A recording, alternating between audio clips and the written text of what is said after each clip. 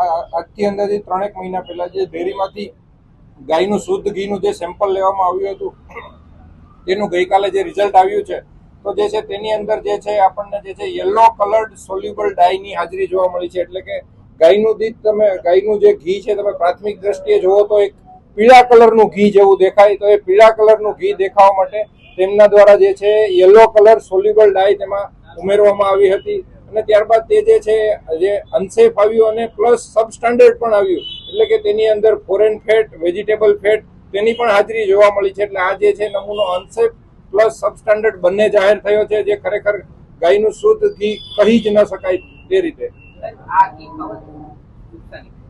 આ જે છે આવું ઘી જે છે ખાવાને કારણે જે છે આપણે હૃદય સંબંધિત ગંભીર બીમારીઓ જે છે પૂરેપૂરી શક્યતાઓ રહેલી છે.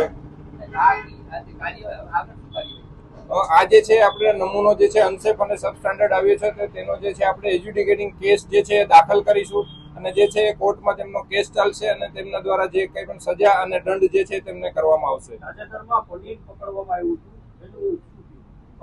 આપણે 2 થી 3 દિવસ પહેલા જે એક પનીરનો શંકાસ્પદ 800 કિલોનો જથ્થો જે એસઓજી ટીમ દ્વારા ઝડપવામાં આવ્યો છે તો જે છે તેની અંદર જે છે તે લોકો દ્વારા પનીર કોન્ટેક્સ્ટ એનાલોગ એટલે કે પનીર જેવી જ વસ્તુ, જેમ કે હું તમને એક ઉદાહરણ આપું તો એક જે છે મિલ્ક આઈસ્ક્રીમ કે જે આઈસ્ક્રીમ હોય તેની અંદર મિલ્ક ફેટ જ હોવું જોઈએ અને પ્યોર મિલ્ક હોવું જોઈએ. તેની અંદર તેના જેવું સેમ આવે છે ફ્રોઝન ડેઝર્ટ કે જેની અંદર જે છે તમે vegetable fat, vegetable oil use કરી શકો છો. તો ફ્રોઝન ડેઝર્ટ અને પ્યોર આઈસ્ક્રીમમાં આ ફર્ક છે. પ્યોર આઈસ્ક્રીમની અંદર વેજીટેબલ ફેટ કે વેજીટેબલ ઓઇલનો યુઝ કરવાની સખ્ત મનાઈ છે, જ્યારે ફ્રોઝન ડેઝર્ટ છે તો તેની અંદર જે છે તમે વેજીટેબલ ફેટ કે ઓઇલનો યુઝ કરી શકો છો.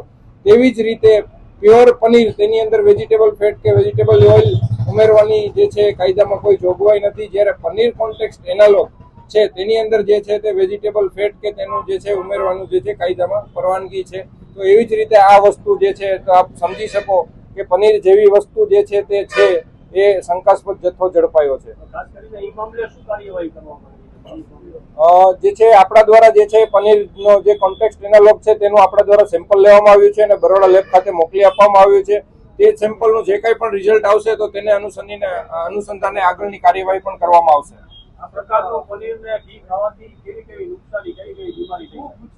લોકોમાં માન્યતા એવી હોય છે કે પનીર કોન્ટેક્સ્ટ એનાલોગ જે છે ઇન્ડસ્ટ્રીયલ યુઝ એટલે કે ઇન્ડસ્ટ્રીયલમાં કોઈ તેનો યુઝ નથી થતો, પણ પનીર કોન્ટેક્સ્ટ એનાલોગ બનાવવામાં જે છે એસિટિક એસિડ કરીને જે વપરાય છે તેનો ઉપયોગ જે છે એ ઇન્ડસ્ટ્રીમાં થતો હોય છે. એટલે લોકોમાં એક ગેરમાન્યતા હોય છે. અને એસિટિક એસિડ એક એવી વસ્તુ છે એટલે કે જે સાદી ભાષામાં કહીએ તો આપણે વિનેગર જે છે માઇલ્ડ ફોર્મમાં હોય છે. એસિટિક એસિડ જે છે એ કોન્સન્ટ્રેટ ફોર્મમાં હોય છે. તો તેને માઇલ્ડ કરી અને પનીર કોન્ટેક્સ્ટ એનાલોગ બનાવવામાં જે છે દૂધ ફાડવામાં કે તેનો ઉપયોગ કરવામાં આવતો હોય છે. આપણે જે છે સેમ્પલ લઈને બરોડા લેબ ખાતે મોકલવામાં આવેલો છે. તેનું પ્રાથમિક દ્રષ્ટિએ આપણે જોઈએ તો અંદાજે 2 થી 3 મહિનામાં જે છે આપણને રિઝલ્ટ મળતું હોય છે.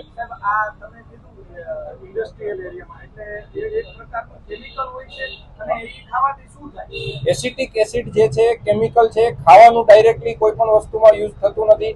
કોઈ પણ વસ્તુમાં જેમ આપણે કહીએ કે કોઈ પણ વસ્તુમાં વિનેગરનો જેમ ઉપયોગ કરવામાં આવે છે તો તેનો ઉપયોગ વિનેગર તરીકે આ લોકો જે છે દૂધ ફાડવામાં કે એવી રીતે કરતા હોય છે.